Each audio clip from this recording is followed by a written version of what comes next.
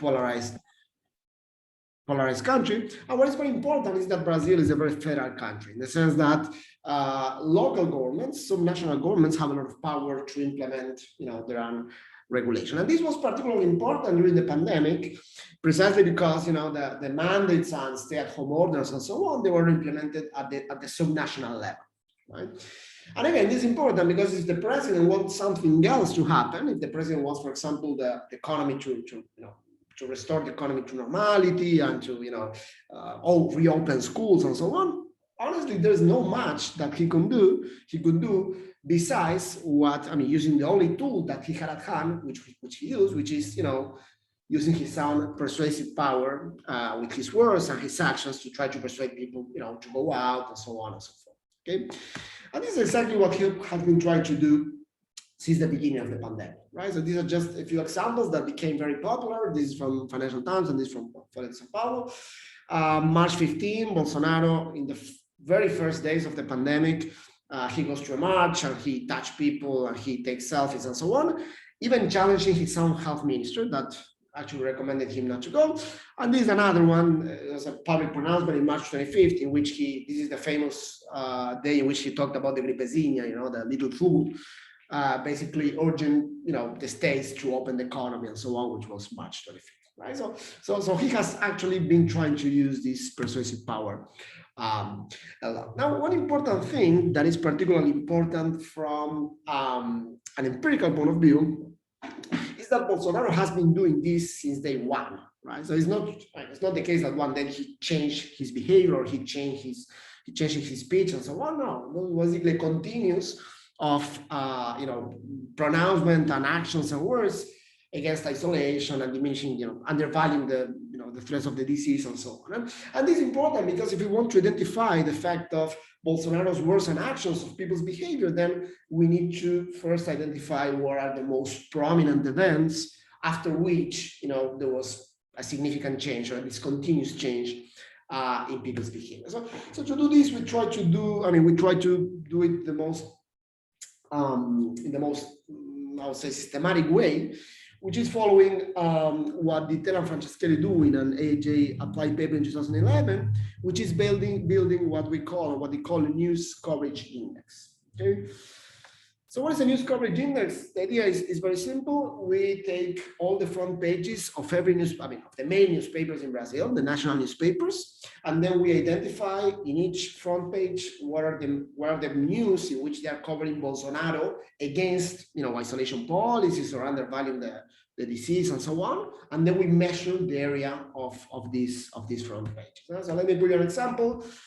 This is again March 15, March 25th. This is, 15% of the front page, and this is maybe 10% of the front page. So we basically take the main newspapers every day, we calculate this, and then we average them out. Okay, so this gives you an index that goes from 0 to 100. This is the good thing about presenting in Zoom, which I can actually zoom in. This is how the index looks like in our data, right? So this is March 15, this is March 25th, which are the most important, the most prominent events of Bolsonaro against isolation, which are clearly those that were more more salient, if you want. So basically, the idea is to show that after these events, there was a discontinuous change in particular after this one, there was a discontinuous change in how people behave in different municipalities, right? This is just for to show you that this is not, when you observe other type of media, not just non-regular media, the pattern is very similar. This, for example, an index of retweets. So we identify tweets of Bolsonaro, his family, talking again, speaking out against the isolation policies and so on. And we calculated an index of retweets, and it's very clear that these 2 days were particularly prominent, right? So again, the idea of the paper is to show that after these events, there was a significant change in people's behavior, okay? Now, how do we do this in terms of data? I'll describe the main data sets, which then we show some other results, but for this presentation, I think this is the most important, which is basically three sources of data. The first one is the social distancing index. Okay, so what we want to show is that after Bolsonaro speaks against isolation, people in pro-Bolsonaro municipality, reduce social distancing.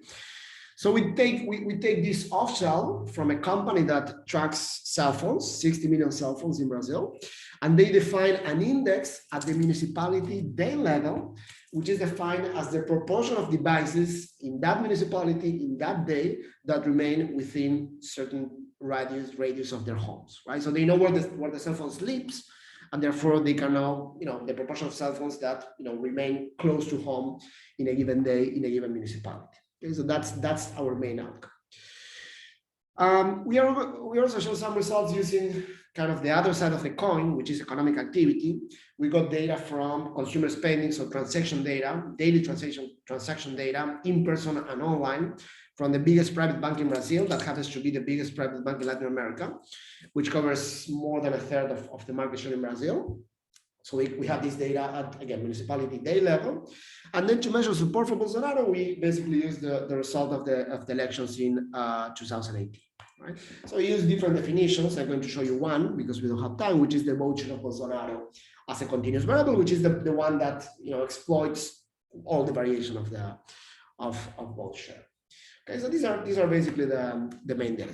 Just to give you a sense of how this looks like, this is Brazil and these are municipalities. This is February 4 before the pandemic, and this is April 7 after the first days of the pandemic. This is the isolation index. So red means that people stay more at home, okay? And obviously there's a lot of heterogeneity, right? So we claim that this heterogeneity is not random. It depends on how, the pro-Bolsonaro are the municipalities. Let me skip this.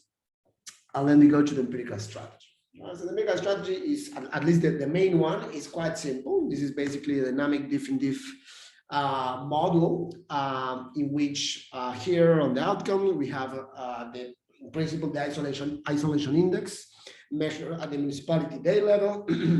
And then basically what we have here is the interaction between what we could call the kind of the treatment variable, which is government support at the municipality level. This is a continuous variable, that is the vote share of Bolsonaro.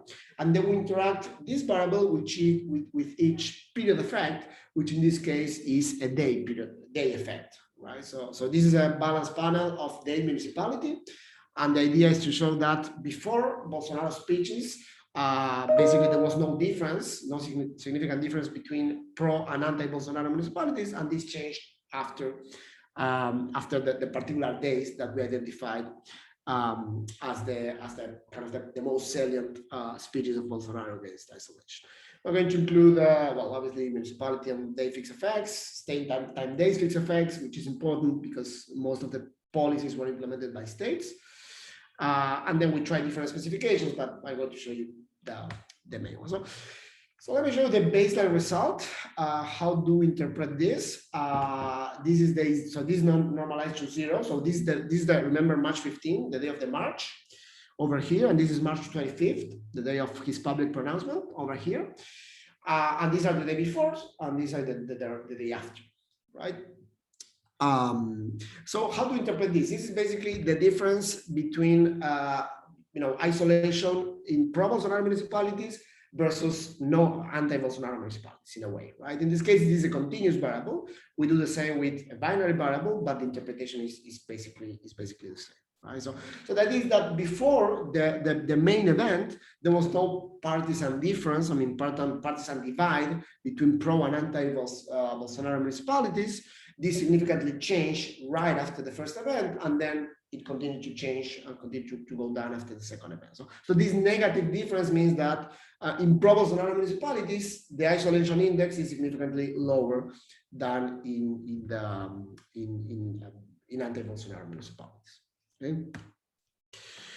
A few things that I'm not going to show you, but you have to trust me. This is robust to many different specifications of support. So if you use, instead of the continuous variable, a dummy variable that takes a 1, if it's, the municipality is about 50% of votes for Bolsonaro, then it's exactly the same. For example, clustering at the municipality level, state aid level, it remains everything significant, but I'm not going to show you that.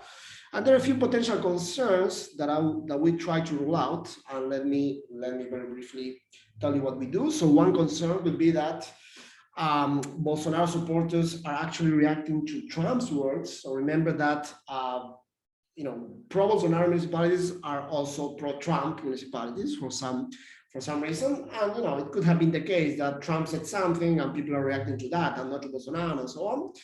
So we are going to try to show that that's not the case. It could be the case that actually what is happening is that when Bolsonaro says something, then pro-Bolsonaro governments in some national governments, for example, municipal governments, they change the policies. We're going to show that that's not the case. And then there could be a direct effect of protest, right? So maybe we are seeing more or less isolation just because people are going out. So remember that the first event was a protest. We're going to show that that's not the case. So first, in terms of Trump speeches, this is just a timeline of Trump speeches that we took from a fact checker.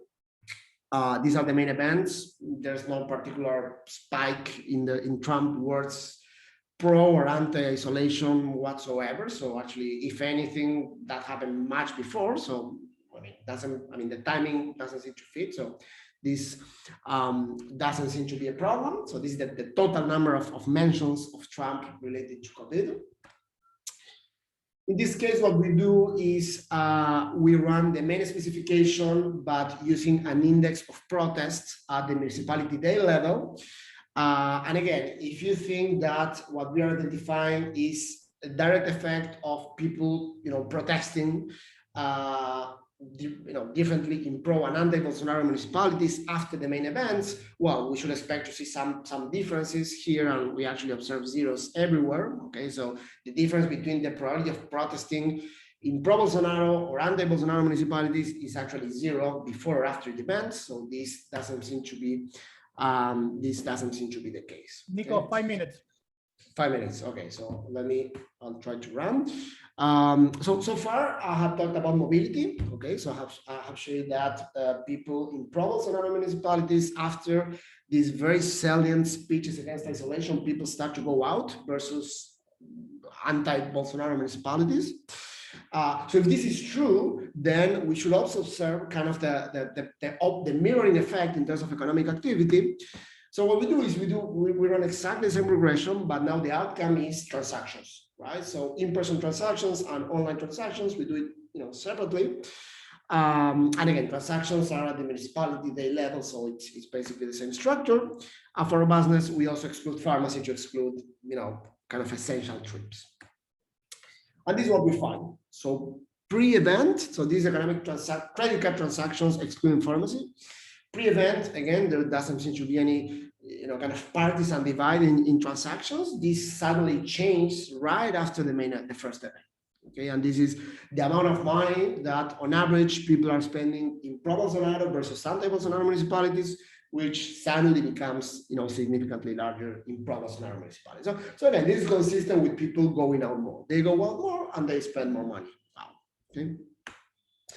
I think I have probably 3 minutes, so I'll briefly talk about what we call suggestive channels or mechanisms, which are basically related to media, right? So as you probably know, many of these populist leaders use intensively media to disseminate their messages and so on. So if this is true, we should observe that in places in which there's more penetration. I mean, again, this is suggestive, but in places where there's more penetration or more usage of both traditional media and social media, the effect should be larger. So what we do is something very simple.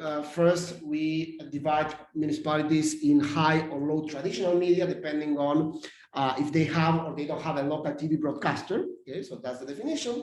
And for social media, we did something very simple. We live stream tweets from Brazil every 20 minutes for like a week. And we downloaded all the tweets and then we classify them in municipalities. And then with that, we basically create an index which is high usage or low usage, and then we estimate the model for these two samples. Okay, so let me very briefly show you the results. I'm done. Okay, so let me just finish with this.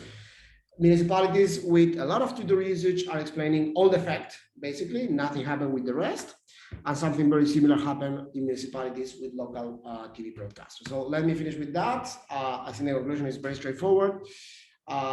Leaders' word and populist leader words can actually matter for public health.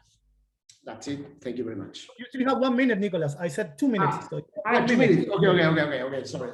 So let me. Well, I was down, but basically, okay. So I'll repeat this a bit slower. Again, in municipalities in which there's a high usage of Twitter, the effect seems to be very, very pronounced. Okay, so it's basically concentrated here, and in municipalities in which there's a local TV broadcaster, again, the effect seems to be totally concentrated, whereas there's no effect on the other municipalities. So again, I think now I said it a bit more clearly. So that's it. I mean, and the conclusion is that this anti-scientific rhetoric can actually be very costly because it can trigger some behavior that are undesirable from a social point of view. Okay? So yeah, now I'm done, and thank you very much. Okay, thank you very much, Nico. So we can have questions at the end of the session, okay? So now we go with Emanuele. Yeah, can you hear me? Yes.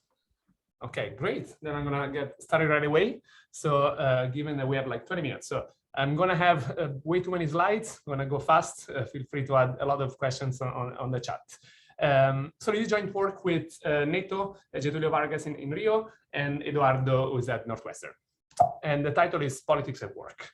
So the motivation for this project, which is still very much sort of like in progress, and that's why like some of the slides that you will see are going to be a little bit loose and comments are going to be particularly welcome. But the general motivation is that the no politics at work has long been a very standard policy among private sector corporations and firms around the world in general.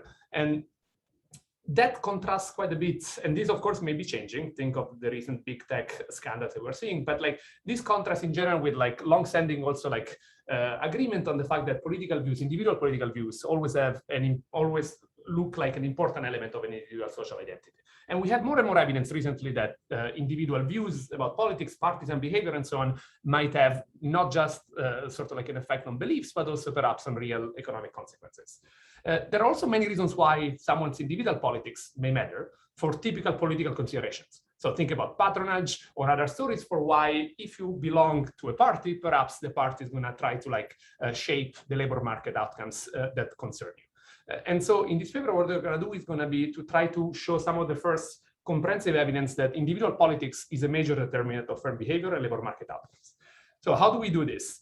We're going to focus on Brazil over more or less the last 20 years. So very consistent with a lot of the previous work we've done as well. And we're going to try to bring to the table new administrative data for the most part. So in particular, like we're going to have lots of data that you're familiar with, meaning match employer-employee data on the universe of formal sector workers. We're going to have individual party registration data. We're also going to bring to the table new data on individual ownership of all the firms. And I will be a bit more clear on what we mean by this. But so this is going to be like the first data set, as far as I know, of its kind, which matches workers, owners, as well as like individual political affiliation.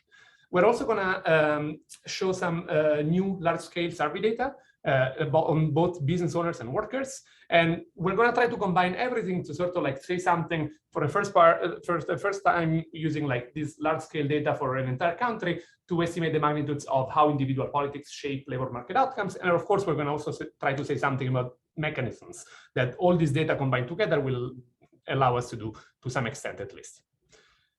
Then in terms of findings, we're going to have a few findings, meaning first, we're going to document very strong assortative political matching between workers and firms. So a business owner of a given party is going to be a lot more likely to hire a worker of the same party. And the magnitudes that we're going to estimate are going to be significantly larger than those that we see along gender, racial, and matching, which is what we typically study with this type of analysis. We're also going to establish that these effects are about politics, not individual covariates correlated with politics. That's a typical concern with a lot of studies that like would use partisan information. It's often tricky to disentangle between other things that might be correlated with it. At least we're going to try to do something on that front. And then we're going to try to argue that the patterns we see in the microdata and in the surveys are going to point to a primary mechanism being a preference-based one, meaning owners have a taste for workers of the same party. And we're going to discuss whether this is about productivity of the work, of the perceived productivity of the match between the worker and the owner, or pure discrimination later on. But it seems to be inconsistent with other alternative mechanisms that, of course, might be a play, but seem to be less important. For example, we're going to say that like patronage, meaning political parties working as sort of informal employment agencies, such as I'm going to like, I need a job for a friend of mine. So I ask Juan, who's in the same party as me and owns a firm, whether he can actually hire the person that I'd like to be hired. So we don't see that necessarily as a main reason for why this is happening.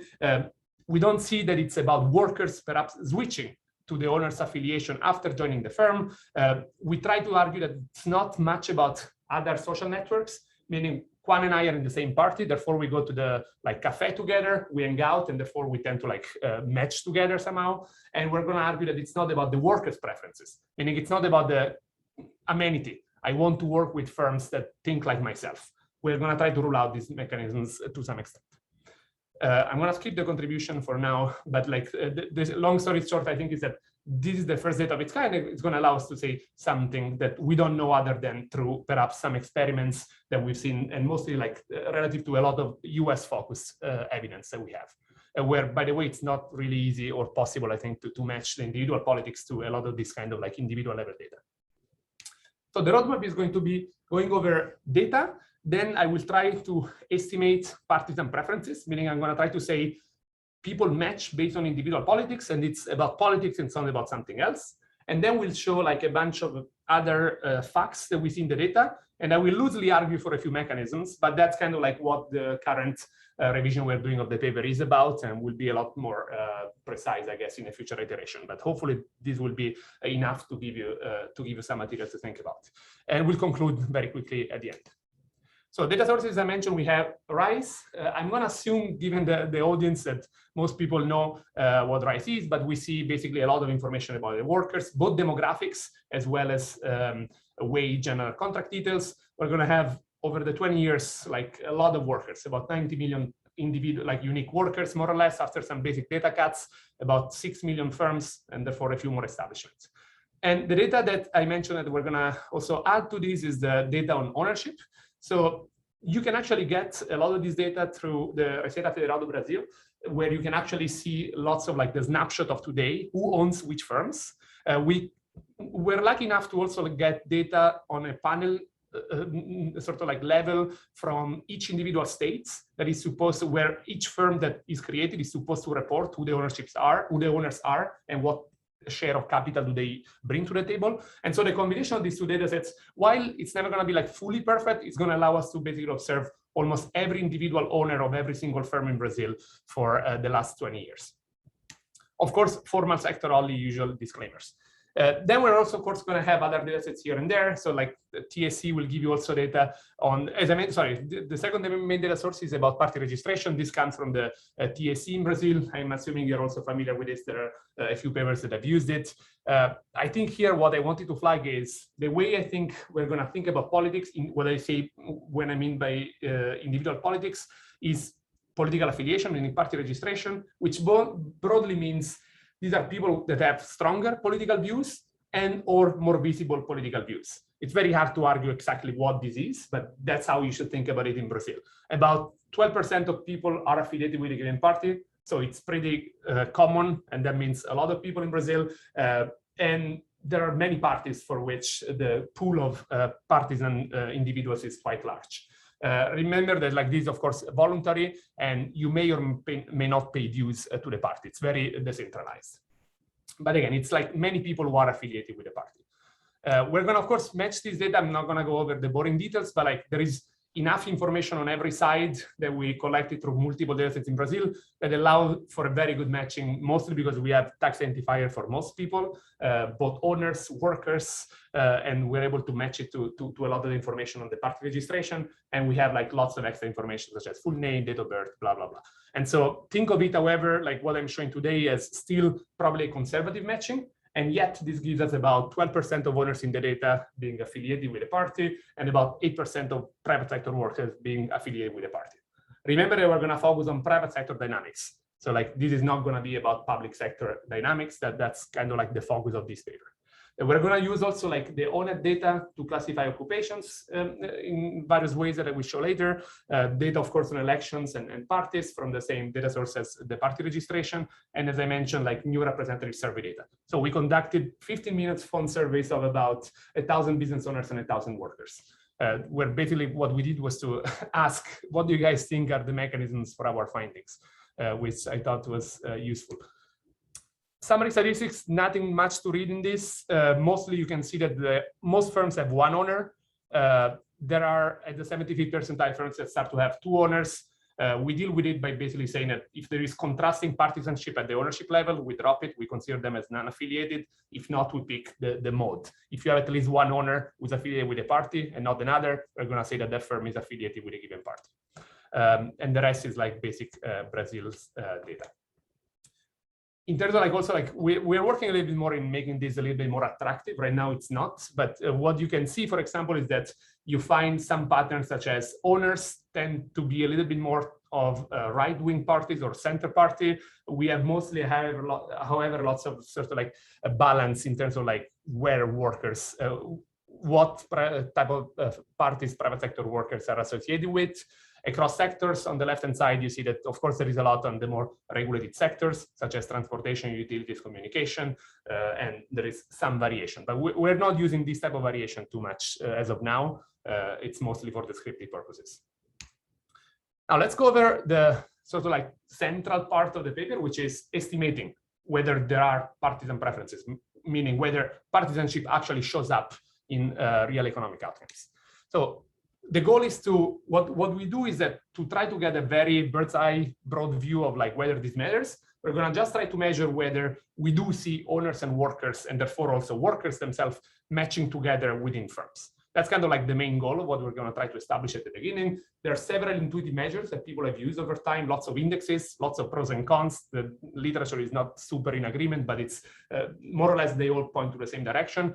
We use the most recent developments by, especially like a paper by Eika, Mogstad, and Zafar on the likelihood ratio index. So basically what we're going to do is to say, do workers and owners of the same party match more likely than you would expect under random matching? Like if I pick in this audience, it's going to be likely that like you guys match more based on politics than if I would pick randomly any two pairs of you. So very, very intuitive.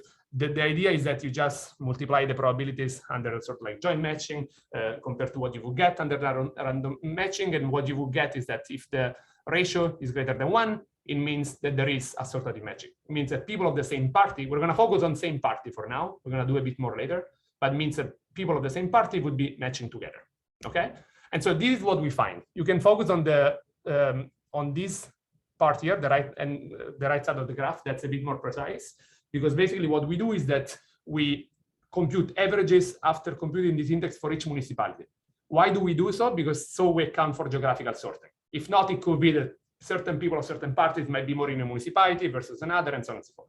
So this is within municipality already. What we see is that the matching we observe on party lines is suggesting that you're about 40% more likely to match with someone of your same party, meaning worker-owner matching, than if you were matched randomly. Just to give you some context, when we look at gender or race matching, we find that there is assortative matching. That's what some of the literature has done as well in the past, but these magnitudes are significantly smaller than what we observe along partisan lines. That allows us to say something about magnitudes, because the magnitudes do seem in absolute terms quite large, but giving a benchmark, using as a benchmark gender or race, which are the classical features that we usually think of when it comes to discrimination and matching, it allows us to make a statement about politics being quite of an important driver of labor market outcomes. There are a few concerns with the likelihood ratio index. Mostly we can control for stuff. So this is still going to be subject to a lot of the constraints of the concerns that many of these indices in the literature, when it comes to like racial segregation, ideological segregation, whatever you want, is that you can control for individual level covariates. What this means is that you might have a lot of assortative criteria that are often correlated. For example, a party attracts more support from women, and the women's cluster in specific types of firms, we're not going to be able to control for it. So what we do is two things. First, we adopt a dyadic regression approach, meaning we divide Brazil into a bunch of labor markets. A labor market is a municipality industry, so it's very narrow. The industry are two-digit industries, but we divide Brazil into these industries, and we construct all the possible dyads, all the possible combination of a worker with a firm. So we're going to have millions, billions actually of combinations. And what we do is that we run a very simple regression where this is the probability, this is going to take value 1 if the worker I works in firm F in a given municipality, in a given market. And this is going to be taking value equal to 1 if both the owner and the worker in the given dyad, so think of all these possible combinations, these matrices are in the same party. And so by having this type of like regressions, what you can do is that you can add a lot of controls at the dyad level. So you can control for the fact that both individuals are of the same gender, both individuals are of the same education, age, and so on and so forth. And lots of other controls at the individual level that the indices do not allow for. It's also gonna, of course, be based on the municipality industry cell. So it's already like purging out all of this kind of like geographical and interest sorting. And so it's a lot more precise, essentially. What this tells us, if we look at the combination here at the bottom, the linear combination is gonna, which is what I'm gonna plot now in the figure, it's gonna tell me condition on both the owner and the worker being affiliated with the party. Does sharing the same party increase the probability of a match between the worker and the firm? Okay. And so what we're gonna see, again, very consistent with the most intuitive graph I showed before, we find that there is a massive matching along party lines, and that is significantly stronger than what we see along gender and racial lines. Again, it's controlling for everything. It's controlling for every individual characteristic we can compare that shows that could drive the pattern of matching between the owner and the worker. And the magnitudes are large. It's about like 50 to 70% that an owner is that we are likely to observe a match based on party lines compared to the baseline category. 5 minutes, Emma. 5 minutes, perfect. Now, one more thing to convince you that this is about politics. People match because they are of the same politics, not because of something else. I showed you the likelihood ratio index. I showed you the basic, the more complicated and more precise dyadic regression approach. The third thing we do to drive this point home is that we do an event study. So now I'm showing you an event study, which is let's hold fix any individual characteristics. So we know quantum is associated to a given party, and we know that like there are many other things that are sort of like that could be correlated with it that we cannot observe. So let's look at like what happens when a given owner changes party, and let's see whether the share of workers of the same party goes up or down. This is kind of trying to hold fix a lot of the basic characteristics, assuming you believe that religion and these things are fixed, religion, friendship, school ties, and so on. Right, so that's even one more test that allows us to say, okay, let's hold literally everything's fixed, meaning the same guy being fixed, and let's look at switches. Now you can do switches in many ways. We're going to do switches from party A to party B. You can do a switch from like non-affiliated to affiliated in many other ways. Most of these results are like very robust to this. And the control group will be firms that an owner that doesn't change affiliation. So what you see is that if you plot the shares of people, of workers of that firm of a given owner that are of the same party of the owner, you can see that like the share goes up dramatically at the moment in which the owner changes affiliation. And this is again, like this is share of workers from the new party that belong to the owner. And you can see that like this is therefore like substituted away from the other shares. You can see that the role of the substitution is away from the unaffiliated as well as like some from the old party. So again, this suggests that it is likely about politics, probably not about someone going to church in the same place as it used to, or something like that. And again, so these 3 points, I think, drive home these basic findings. What we do in the rest of the paper and what we're trying to sort of like structure in a little bit more of a conceptual framework is to say something about mechanisms. A lot of the papers we see out there tend to be sort of like content with the idea of like, this is about ideology, something about ideology, and so on and so forth. The truth is that individual politics, as we mentioned at the beginning, might be about many things. It could be about the ideology, but it could be about these other political stories. So it doesn't have to be about polarization, meaning preferences. It could be about patronage. It could be about like the owner also like for political reasons trying to make people join a given party, perhaps because she wants to get favors from the local governments and so on.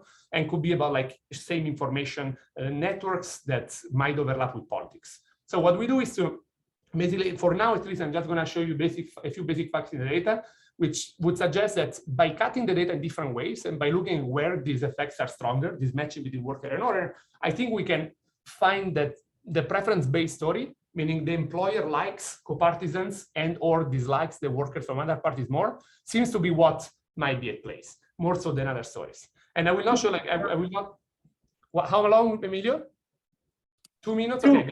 2 minutes. Perfect. Then let me just say, like, what we do is that we find that, for example, the effects are stronger for cases in which the interaction between the owner and the worker is a lot stronger, such as small firms, higher level of the occupation, for example, managers, white collar, rather than people working in the blue collar lines. We see that, like, if you interpret occupations based on the extent to which they interact with other people, the extent to which they interact with the owner, the effect seems to be larger in terms of assortative matching. These are the dyadic regressions, what we think is the most refined method, we see that the effects by splitting across median are larger for these social skills, interpersonal skills. And you can do it in many ways, but like these effects need to be pretty strong, which should not be consistent with a lot of the political stories, which tend to be more about just getting a job to someone, for example. And we have other stories for that.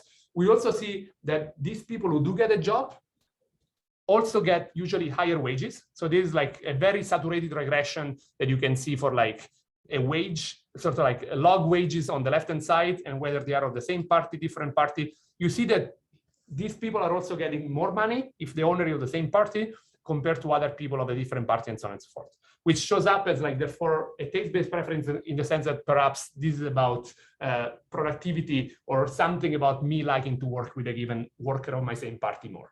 And we have a few other tests like this that I'm going to skip for the sake of brevity, but we also see that like it's not dependent on whether the local party is in power. Again, a story for more like a patronage discussion. We see that it's not about the party itself, it's a lot more about the ideology. Meaning you can do this with like right wing, left wing, center, you still get the same patterns more or less. And we are, again, as I mentioned, like making this a little bit more tight, but like we also did ask, as I mentioned originally, like a bunch of these questions to a lot of people. So we basically said, like, can you interpret the findings for us? And I believe 1,000 owners and 1,000 workers, a lot more than I believe a lot of my colleagues, I guess, when it comes to like why these patterns might be in place. And so we asked them, like, can you just tell them, rank for me, like what stories do you think are more likely? There is a productivity, meaning taste-based preference productivity story. There is a taste-based, more like discrimination story. Sorry about that. There is something more about like we are in the same social network. There is something about the political party indicating who to hire. And there is something about workers not wanting to work with a given owner or a given party. And so we basically plot this in many ways. What we find is that both owners and workers would agree that the two dominant stories are the taste-based preference stories. I'm done. And so, yeah, that's just to say, like, we are also doing an experiment now that is currently on the field to tease out this mechanism apart a little bit, but hopefully you follow the gist of the presentation. Thanks, Emilio. Sorry for running late. No, thank you, Emma. So now we have Stephen from the future, from tomorrow. So Stephen, the floor is yours. So I'm gonna keep track of time. So you have 20 minutes.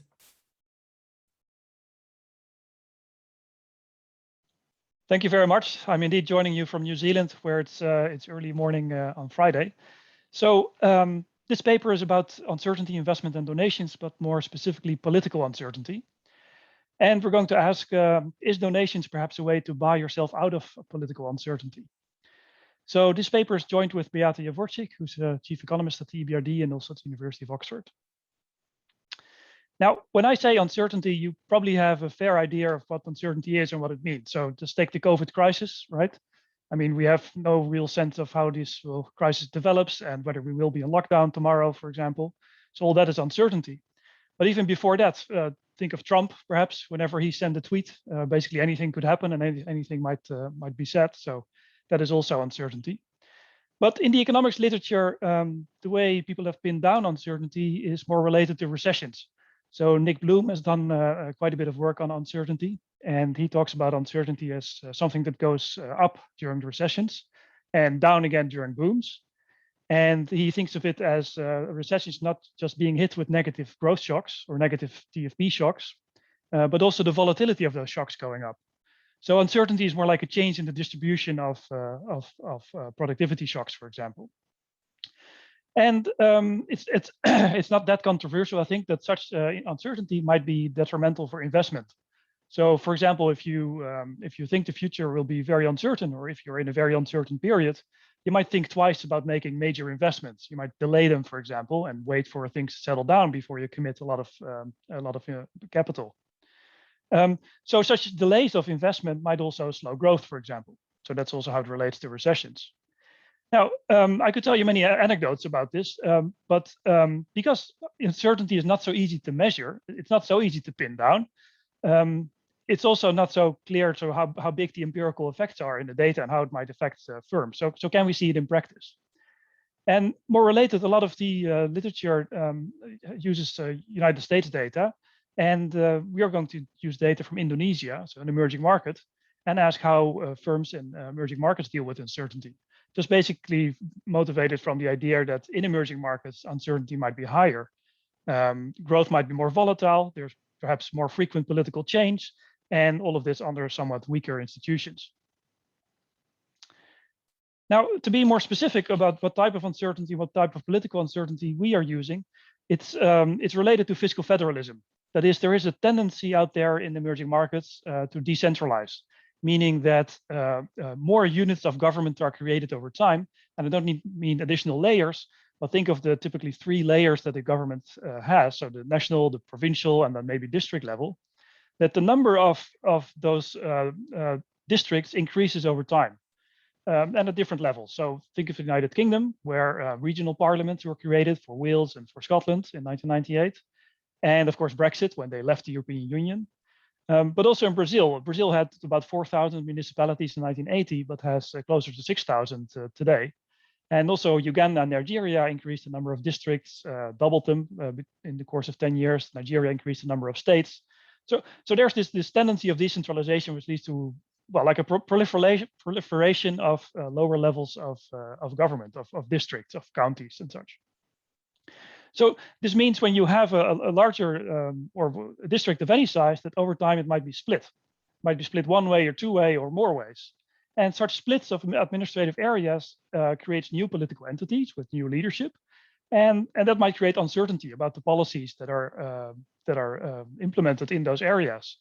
And there's uncertainty about the policies they might take, but also there might be a new creation of or revision of taxes and fees that you might be faced with if you are located with your firm in those areas. So this paper looks at Indonesia, and also Indonesia increased the number of districts from 284 in 1989 to about 511 by 2014.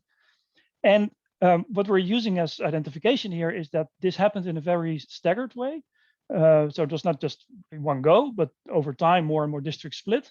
But all of this was also very unexpected, and unexpected because of several major political events.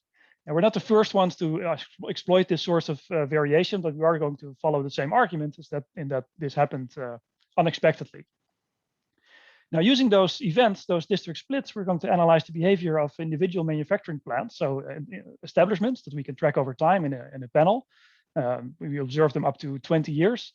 We're going to look how they react to these district splits in terms of their investment and other firm plant level outcomes, but also donations in quotation marks, which I'll come back to later. Now, our contribution is that we focus on political uncertainty in a developing country setting, which is relatively unique, we think. And we analyze both the response to uncertainty, investment, but also potentially mitigating measures. So if you're faced with uncertainty, are there ways for you as a business owner to reduce that uncertainty, perhaps through donations? And one of the take-home messages we find in the end is that decentralization can lower export competitiveness, that it does affect investment, and more so for the internationally active firms. So just a preview of the findings, we find an 11 percentage point drop in the investment rate, which is quite high, given the average investment rate is about 35%. So that's a third drop in that investment rate, which lasts for about 5 to 8 years. And it's even bigger for the internationally active firms. And we also find that there's, at the same time, a temporary increase in donations, which might help to reduce some of that uncertainty. And then I won't have time to show you that today, but we find that districts, when they split, rely much more on own revenue collection. So they start creating all kinds of taxes and fees to pay for their self-governance, for example. And that might be one reason why investment is hurt so much. Now, we also find that the effects are a bit more nuanced under better institutions. For example, local democratic institutions, which I'll define better later, but also when there's better law certainty, for example. So here's a timeline of Indonesia, so 1989 to 2009. And on the vertical axis, I have the new districts that are created in every year. And you can see that districts have been created, new districts were created in almost every year, but very few before, say, 1999, when there was this really big spike, this big increase in the number of districts being created. And then there's another wave happening from 2001 to 2003, and then suddenly it's like 0 again, and then there's like a third wave later on. So the fact that this happens in these waves is due to major political events. So first of all, Indonesia was run by Suharto, who was a dictator. He was the dictator of the country until 1998. And in 1998, Indonesia was also hit quite badly by the Asian crisis of that time. And so that led to lots of protests because the economy suffered. But what's sort of special about that year is that Suharto stepped down after those protests. Now, in earlier years, or other dictators might have cracked down, but he actually stepped down, and that was very unexpected. And when that happened, his vice president took over, Habibie, and that one was much more benign and actually led the country towards democratization. So the first elections were held at the national level in 1999. And at that same time, when Habibie took over, he also suddenly approved old long-standing requests for district splits, which led to this massive increase in the number of districts in that year. So that's really due to the fact that Suharto suddenly stepped down and was no longer the dictator. Now, second thing that happened also suddenly is this change in policy that in the year 2000, the president no longer held, after that year, the president no longer held veto over these splits. And so this is the lowest level of government, so there's still provinces in between, and there's the national level where the leader of the country, the dictator, would have, or president would have the veto power over those splits. And when that stopped, then a number of districts being created also sort of increased a lot again in this second wave. Now, that sort of stopped again quite suddenly in 2004 because the government decided, well, this is going a bit too far, and maybe it led to like governance issues. So they suddenly implemented this moratorium over splits for a period of 3 years, which was then lifted equally suddenly again, and that led to that third wave. So in the end, in this paper, we're going to focus on this period here with the dotted line. So we're going to exclude this final third wave from our analysis because we think that, well, it was a moratorium, so people might have expected that, well, the moratorium is something temporary, and eventually those district splits that were requested would be allowed. So these districts being split might be a bit more expected than these first two waves, which were much more unexpected.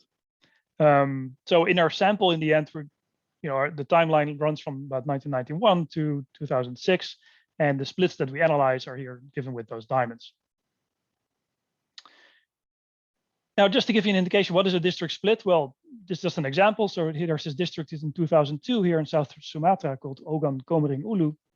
And a year later, it split into 3 different districts, basically with the same name, but given the postfix Timur and Selatan, which just means east and west. So if you were a manufacturing plant located in area C, so in this part of the original district, a year later, you'd be sort of hit with this split. That suddenly you find yourself in a smaller district with potentially different policies, different taxes, and different political leadership. So that's a period of uncertainty because you don't really know how it's going to play out. So out of the 284 districts in 1989, about 63% never split, 17% split once, and then the remainder splits multiple ways.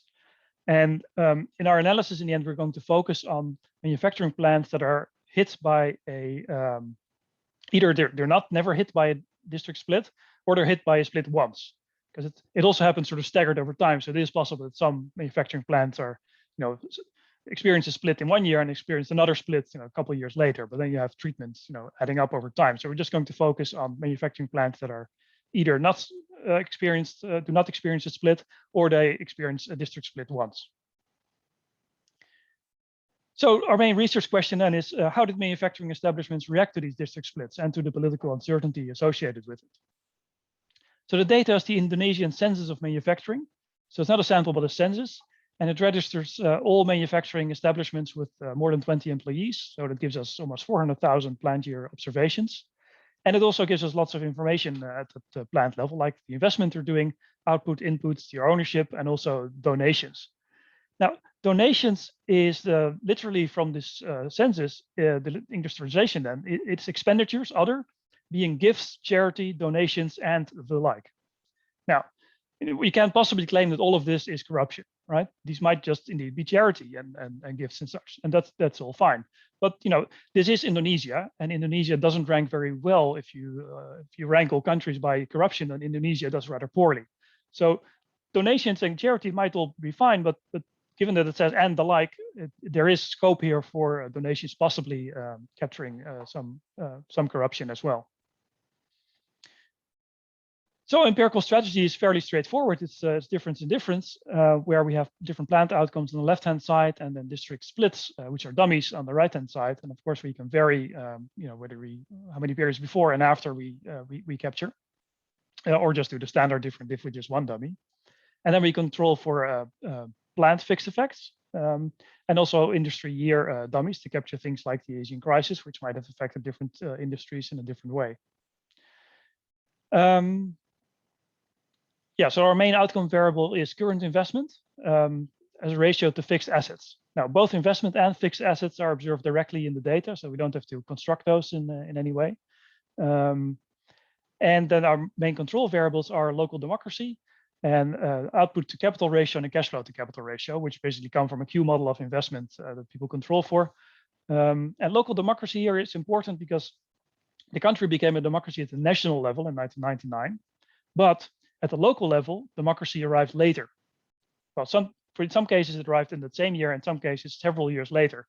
And the reason is that the local leadership, mayors, those that had been appointed by Suharto, by the dictator, were allowed to finish their term. So if they had been appointed in 1998, just before Suharto stepped down, they would have had a 5-year term. They would have been able to keep that 5-year term, and only after that elections would be held. Or now, if the term ended sooner, then our democracy would also arrive sooner by mayors being elected by the local parliament. And from 2005, direct elections were held for mayors. So that's something we're going to control for, and also split the sample to see if things are different, if district splits happen when there's already democracy at the local level versus when at the local level districts are still run by Suharto appointed mayors. So basic result is just an event study graph. So for convenience, 0, it's centered at 0, so that's when the district splits, and we're comparing plants here that experience a split, so versus plants that do not experience a split. And when you experience a split, it's only 1. So it is yeah. Well, what you can basically see is that the years before split, nothing happens to the investment ratio, and after the district splits, the investment ratio goes down significantly and stays down for quite a number of years.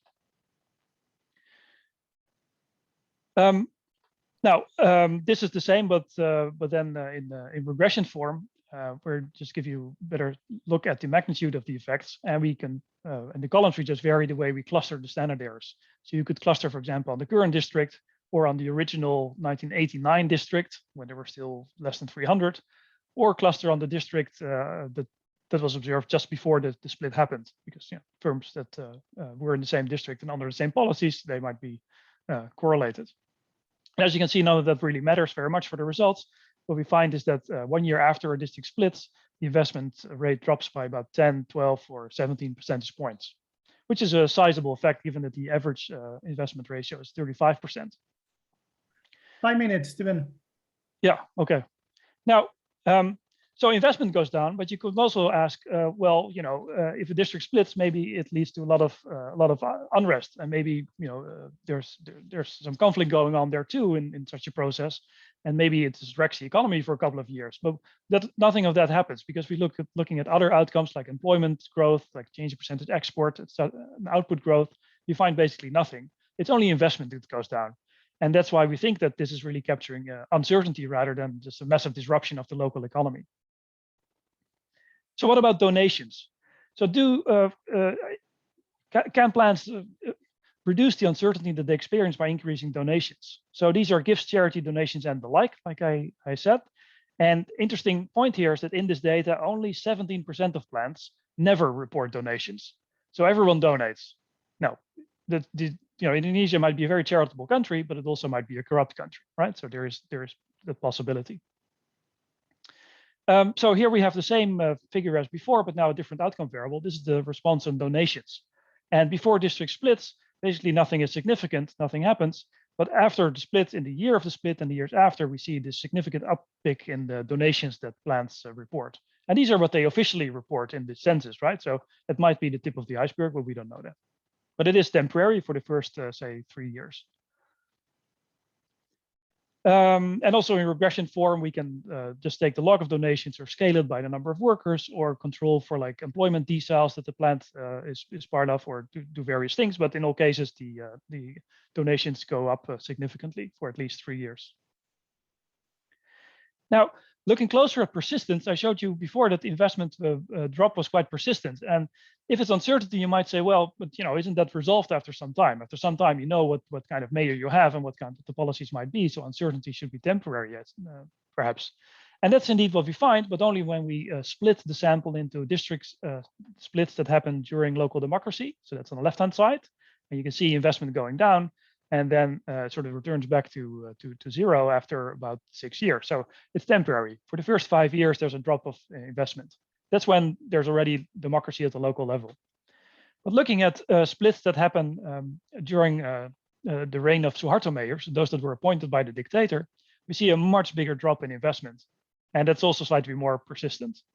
So under local democracy, we see uncertainty to dissipate faster. Whereas under Suharto mayors, uncertainty is worse and more persistent. So why are the Suharto mayors worse?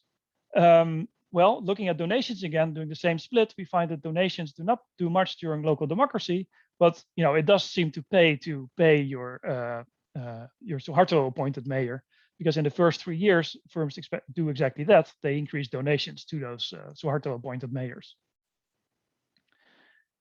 Final slide. Well, I'll skip this. Internationally active plans suffer more. So let me just conclude that we find. I'm sorry.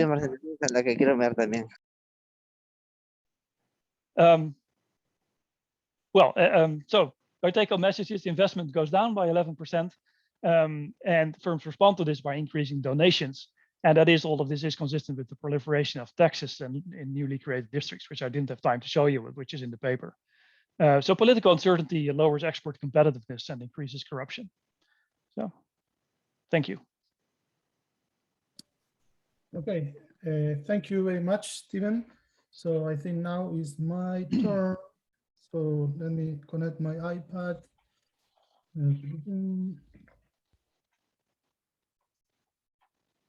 No.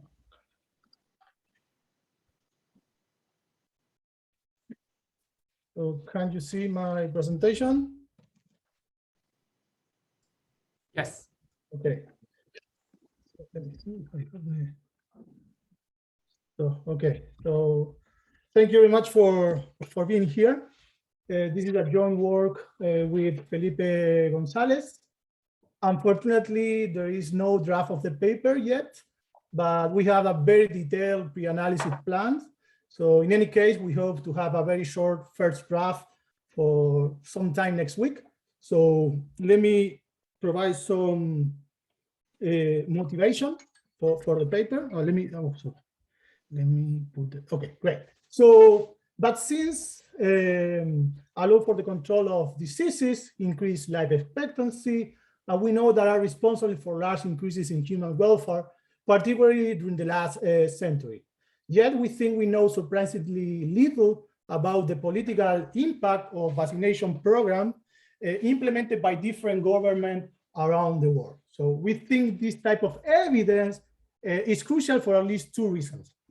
First, to improve our knowledge about the incentives faced by politicians and bureaucrats when improving people's lives.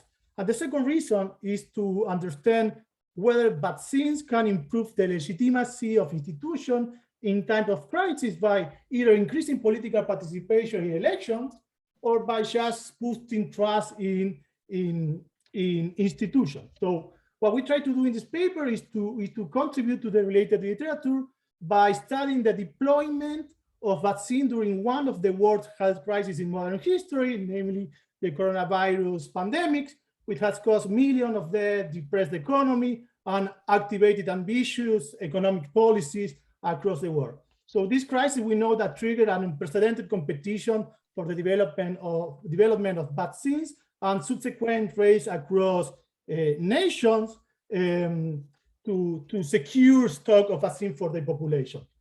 What we're going to do in this project is to provide the first causal evidence of the impact of a large successful vaccination campaign on electoral outcome in the context of Chile.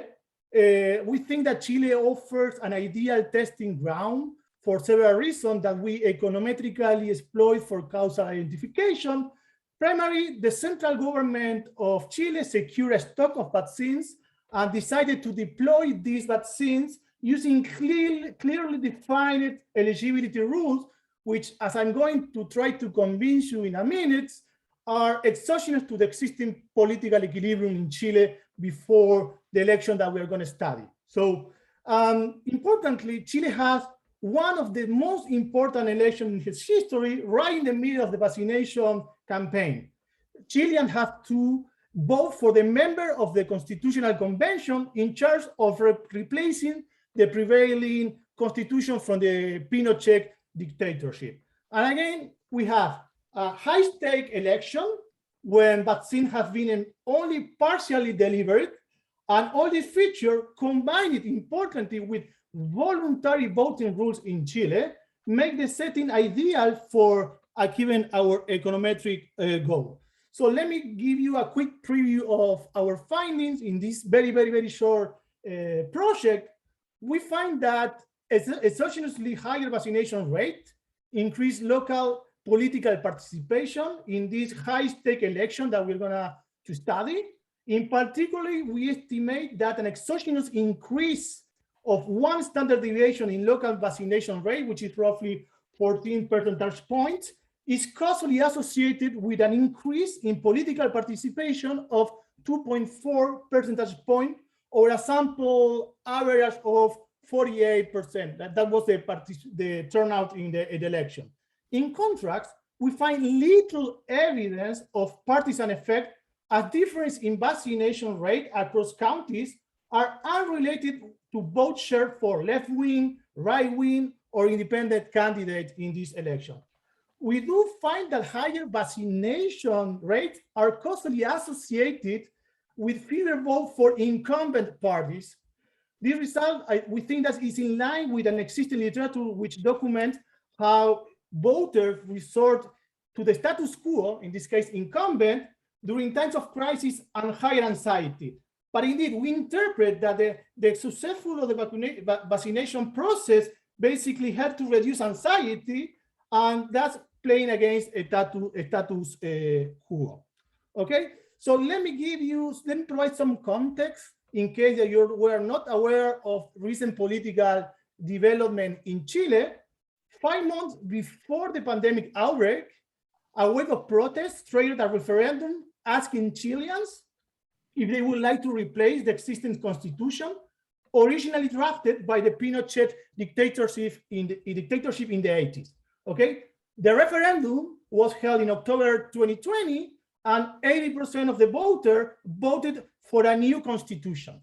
So as a consequence of that vote, a new constitution is currently being drafted by a constitutional convention composed by 150 members who were elected in the election that we are studying in this paper.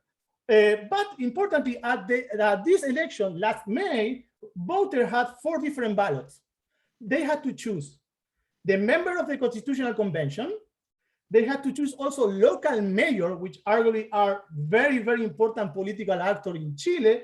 They had to also choose, this is not that important, but also to choose local councilors in different counties, in all the counties. This is across the whole Chilean territory. And for the very first time in Chile's history, they had to elect governors for the 16 regions in the country. But let me give you also some context within the pandemic, right before the elections.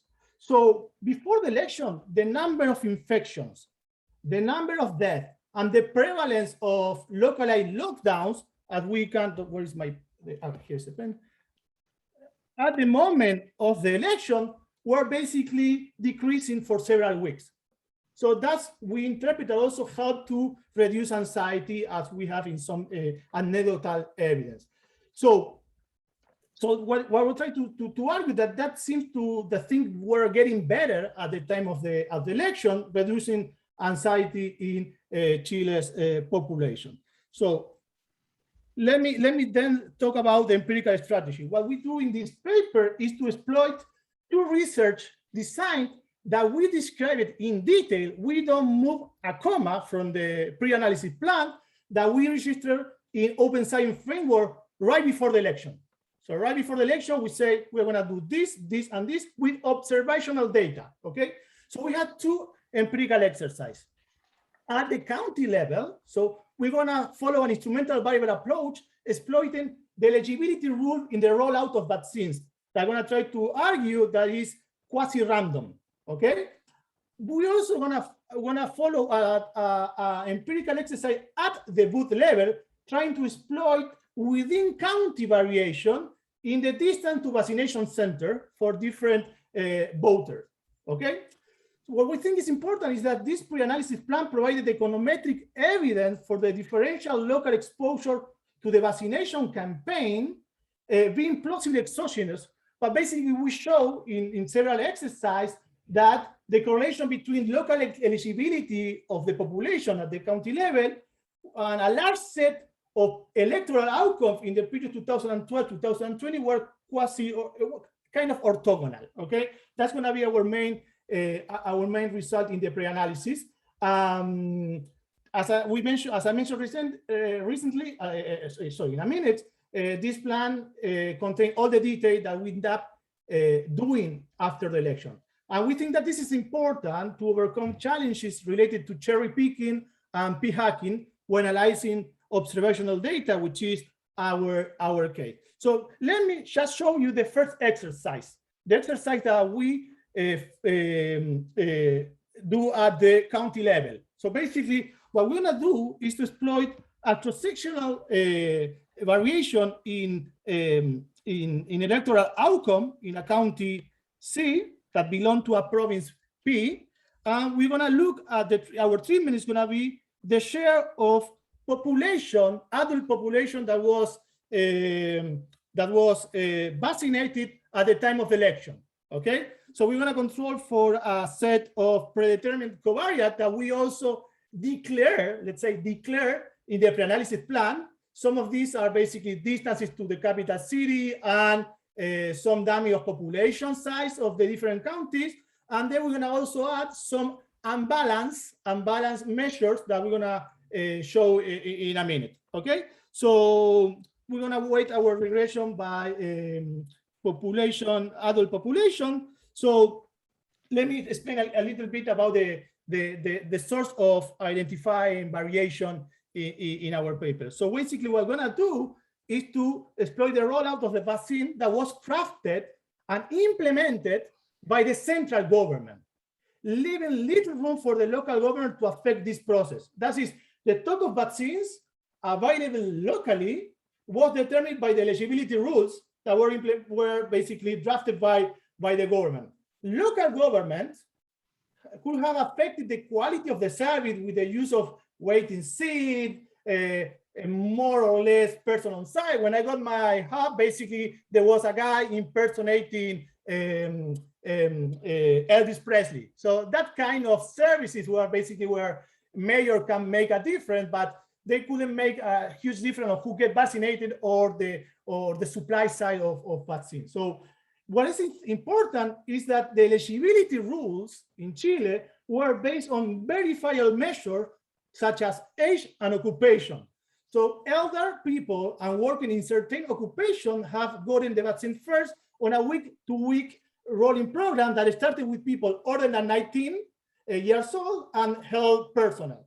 Then we basically start to provide vaccine to different groups that were basically public information. So the information about this rule was extensively disseminated across media. So it was just going to a website, or it was in the news, it was in Twitter. So it was very public. And importantly also that helped me to understand that there was a paper here, is that the vaccination data was made public in real time. So basically you could go to a site and see how many people were vaccinated in a particular place in a particular day. So this, so to give you an idea of a visual idea of the eligibility rules, just look at the variation that comes from age groups. By the time of election, what you can see is that all people up to 48 years old were allowed to be vaccinated. by 2 doses. Okay, so basically you can see here a jump of almost 20 percentage points in vaccination rate when you jump from 47 to 48. Okay, of course, those everyone knows that immunization was acquired after 2 weeks. So basically, this guy, 50 and older, were the ones that were fully basically immunized against coronavirus. So what we're gonna do then is not only to exploit this age gradient in the data, but we're gonna use also is the idea of who get the vaccine first. So as I said, we have people older than 50 years old. So we're gonna use the 27 census to identify the distribution across different counties of age groups, but also people with chronic conditions that we were allowed to identify using the influenza vaccination campaign in 2020. But also, which is important, I think here's where the most, I think, plausible source of exogenous variation come from. People working in the health services, transportation, education, and public administration were also eligible to get vaccinated at a time. Okay, so this is basically how we defend the validity of our instrument. So basically what we do here is just basically to show conditional correlation of our eligibility instrument, basically the share of people that were eligible to get vaccinated at the time of election. We're gonna show that they are almost orthogonal to every political participation, a political preference variable for the last local and national elections. The only imbalance we find it here in basically the turnout in the 2017 presidential campaign. But for all the other measure of political preference or political equilibrium, we find that our instrument is not correlated statistically. So we can see both for right, both for left, both in local and presidential election. We don't have any clear correlation. We also try to see whether our instrument correlate or not with many covariates of political participation or political ideology. And what we find is that we find some imbalance, but in stuff that we think that it makes sense. For instance, we see that counties with higher eligibility share of eligible people tend to have less labor participation, which makes sense because there are older people in some cases, or women, because women tend to live longer. That's something that we see, but it's basically uncorrelated with unemployment rate, with poverty rates, with share of rural population. Importantly, that's not correlated with any educational measure at the county level. So basically, we also see that it's uncorrelated with many different measures at the house level. So this is the first stage. The first stage basically shows a very strong correlation between the share of people in priority group and the share of adults with 2 doses at the county level. So there is no perfect compliance. This is not 1, it's 0.66. So, but it is a very strong first stage. So this is the nice graph of the first stage. And let me show you just the 2 main results in the paper. The first one is turnout. What we see is that, I want to show you all the IV result, is that the share of adults with 2 doses predict an increase in political participation. As I mentioned, this is not a large effect, but it's quite decent. So we look at different, as I said, there was 4 different elections. We can look at general turnout also to see where the share of valid vote in each of the 4 different elections correlate with our IV, and we do find that. So then what is interesting, I think, about this idea of exploiting variation from 6 different groups in the data is that we can trace back basically the variation in the local average treatment effect. So basically, we can look at where the effect is larger for a particular group or for a combination of groups. So this is still something that we're working. So this is the average effect that we find using the six group. What we do find interesting is that the effect on turnout is much important in the for people in the health services and in the education system. Okay, and we do some randomization inference, so we see that our p-values are way far from 0.05. And then the second result is that we see that incumbent party are losing vote due to this increase in vaccinations. So this is the main effect. So we see a huge drop in incumbent voucher due to the vaccination process.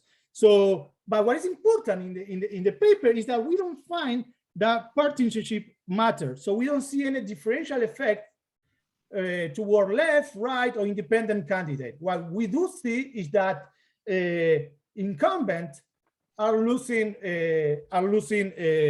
votes. So we think that is a change to against status quo. So again, in the latte, we can look at different variation. I'm running out of time, but it seems, which is interesting, that the places in which the incumbents are losing votes are the places with a higher share of people in the health services and with chronic diseases, with chronic condition, with maybe it has to do with some punishment toward the incumbent. Okay, so again, the randomization inference looks super cool. Let me tell you something. I mean, we are working with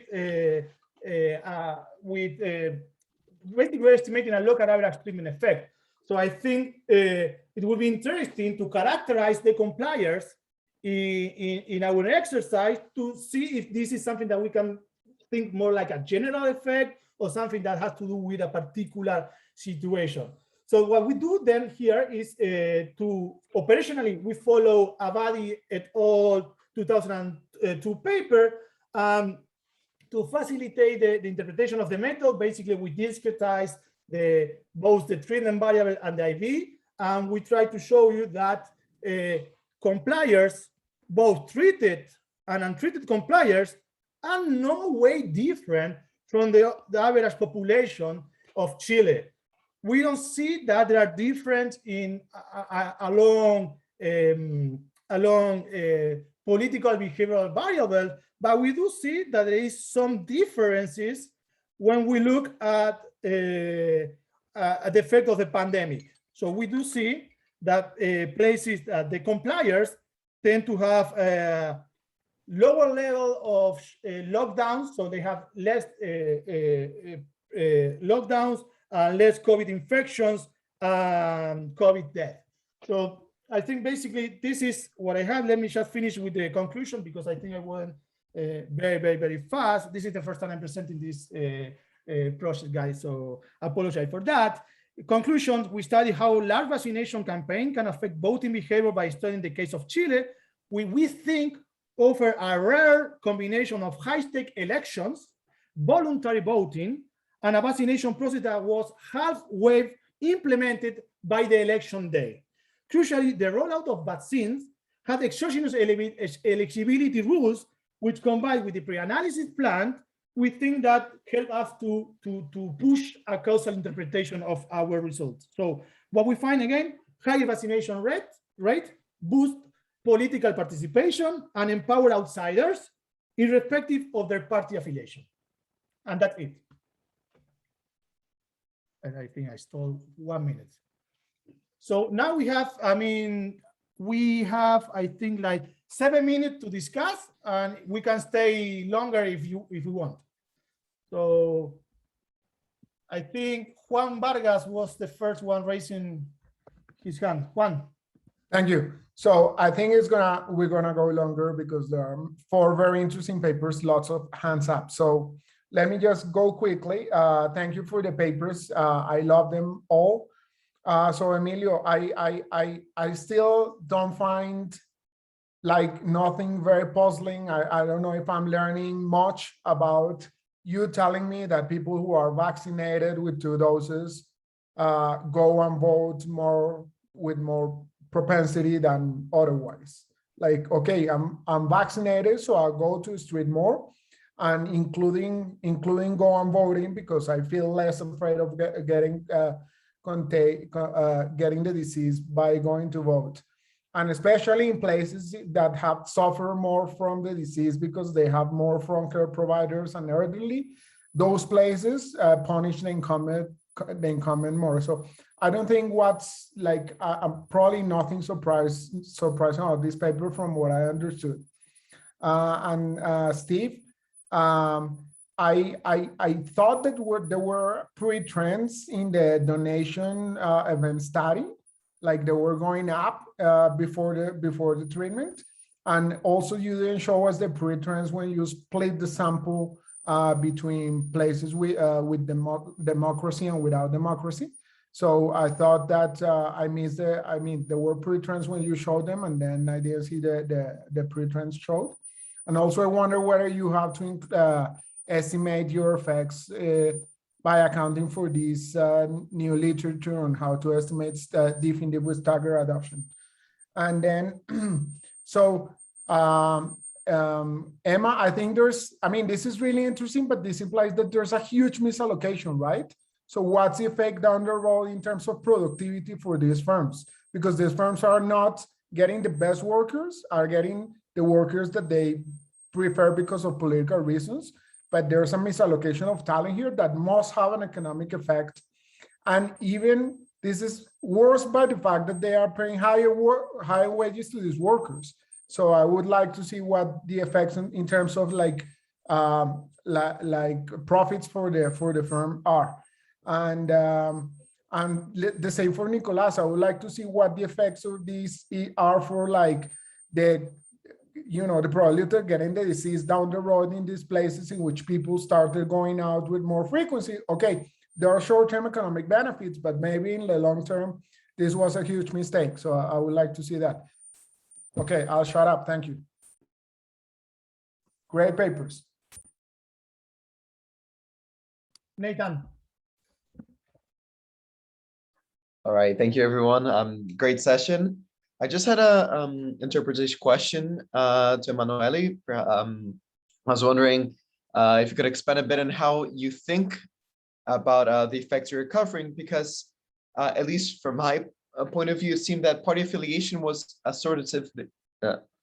Being assortative and partisan affiliation is slightly different than race or pre-existing characteristics. From my point of view, like these or labor literature would focus on race, biological characteristics and see the effects there, but switching parties or party identity is chosen. So even in the event studies case, it would be the case. It could be that my ideology is drifting over time, or my beliefs, or something on ideology, and that's what induces me to switch as well. So maybe how you're interpreting, maybe that's part of what you want to recover, but altogether. Thank you so much. Right. I don't know if it's probably better that I let everybody ask the question, Nathan, and then I get back to you. In the meantime, I get back to you in the chat. Might be more productive to gather the feedback, if that's okay. Yeah, that's perfect for me. Thanks so much. Thanks. Thank you, Nico. Yeah, so I was going to say something that Juan already said, but I had 2 questions. So I'm going to ask about I'm going to ask the second one for you, actually, Emilio. I thought you were going to do something like an RD. I guess you cannot do an RD with voting because you don't know what people vote, but you could do it with turnout, right? I think that would be much sharper. I mean, that was my plan. Then, I mean, we can talk later, but I think that's the main issue. Thank you. Laurent. Yes, so it's also about Emilio's paper, and it's in line with what Juan said. So another way to, so he said that he was not sure what he was learning, he was surprising or not. Okay, so that's, in the eyes of the beholder, whatever. But I'm worried. I think the same comment applied to the causality of what you're finding, no? Because if you are identifying, you look at localities that have a very high rate of eligible individuals, all right, but these individuals are also supposed, like, arguably those who are suffering most from COVID, all right, and for the failure of dealing COVID of the government. And so you find that these guys end up punishing the incumbent and turning out more. But so it's not clear at all that, is you're identifying a set of individuals who have potentially some very different preferences than others. It's not the causal effect of vaccination. So as far as I understand, maybe I'm missing something.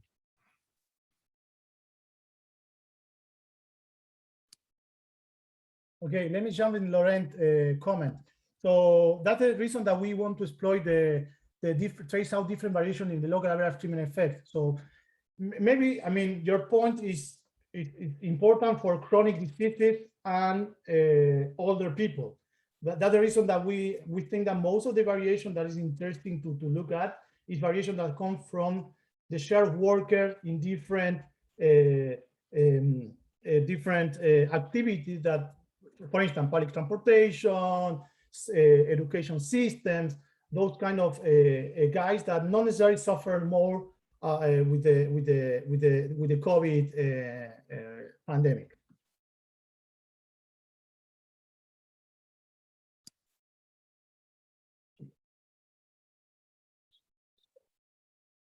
So I don't know if Emanuele, you want to address the question by Juan?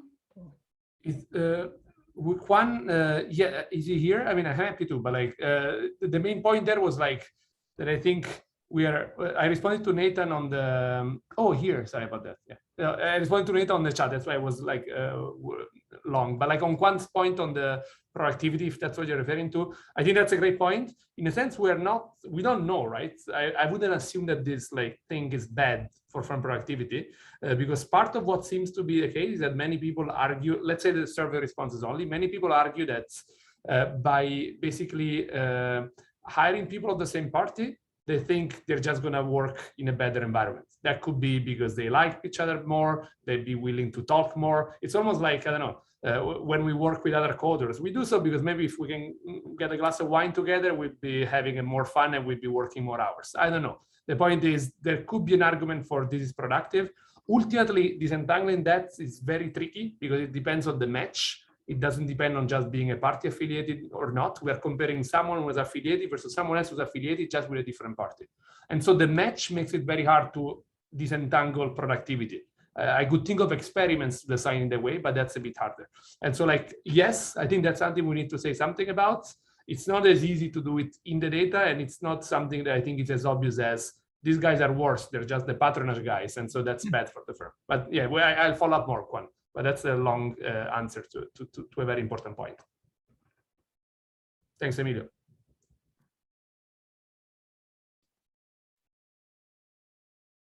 Okay, I can remember Nathan, I think had some comment also for Emanuele or for... He's answered also I'm answering to him on the chat. So from my point of view, that's absolutely fine. Thank you, Emilio. I'm probably gonna drop off. I think I'm gonna see Munu's job market paper on the other session. Okay, thank you, Emma. Paper, but thanks so much, guys. I'll see you later. Thank you. Okay, so Lorena, I have to think carefully about the how to defend that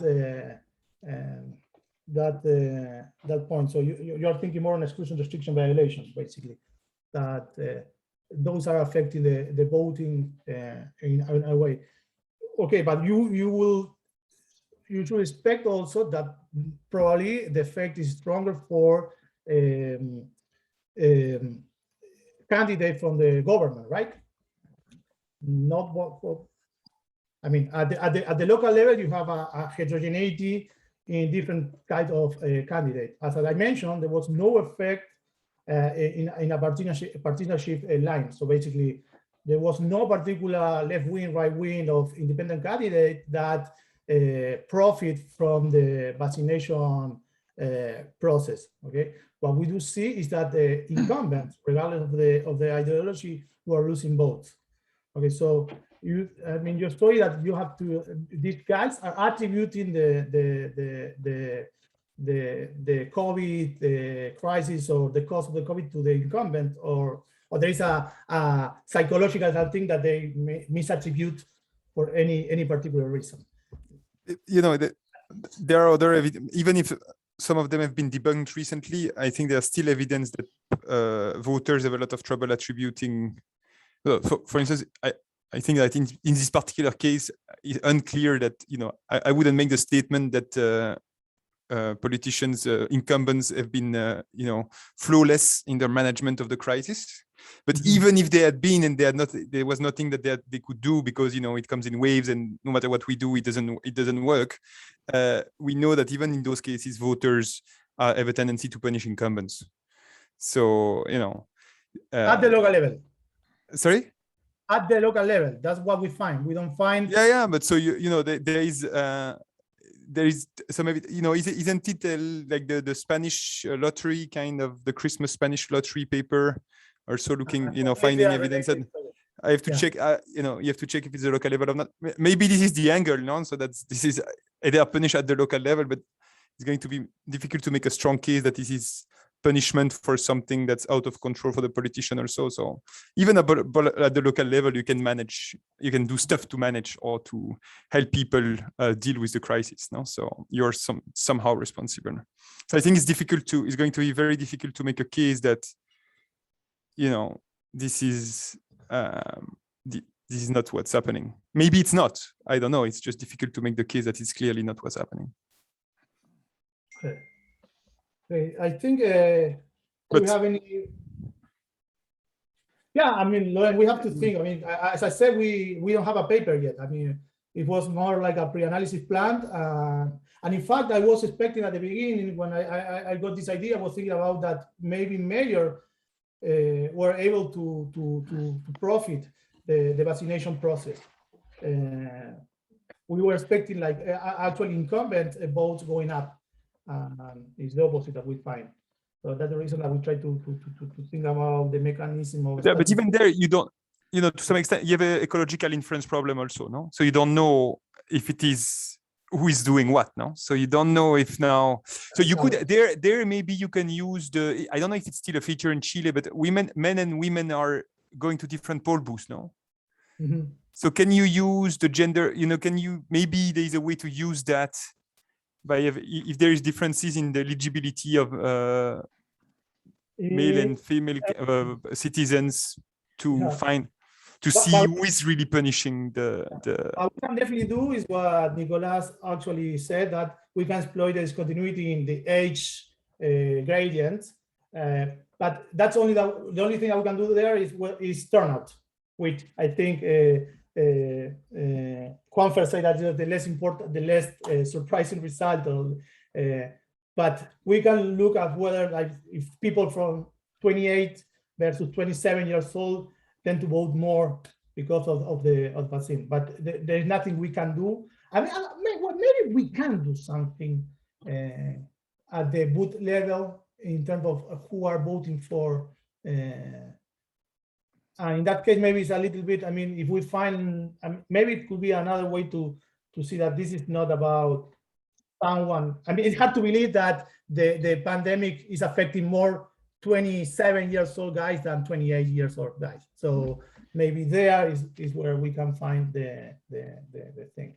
And the agility rule, yeah, we have to think more carefully. I mean, transportation, it's hard for me to picture in Chile transportation being the most affected by the pandemic, but in the chronic disease and health system, it's a little bit harder to justify that they were not exposed more or less to the. So Emilio, I have two additional thoughts about it. I'm not sure if you covered these or if it's useful or not, but I thought it was also about voter turnout. That perhaps without a vaccine during a pandemic, you don't want to stand in line for the voting place and get infected from people there or something. But if you are vaccinated, maybe you're happy to show up. Well, actually, Stephen, yeah, we do find that turnout goes up. Yeah. To vaccination. Yeah, exactly. But yeah, and another thing is, I wonder if a vaccination campaign like that is one of the rare moments, I guess, when you see the government really doing something for you. The government is so capable of doing something, And perhaps that gives a very positive message in areas that otherwise the government would have a much smaller role, more deprived areas, for example. Yeah, well, actually, Steven, that was my first thought when I thought about the pre-analysis plan. It was it was about state capacity and primary state capacity, because I think it was a very nice scenario for at least for mayors to show up, to show up and say, look, we are vaccinating people and they can profit from that. And we find the opposite. We find that incumbents are losing votes because of the vaccination process. You have to do it well, I guess. Okay, guys, I think we can call it for today, no? Yeah, thank you very much. Thank you for hosting. Thank you, Steven. Thank you, Bye-bye. everyone. Bye-bye.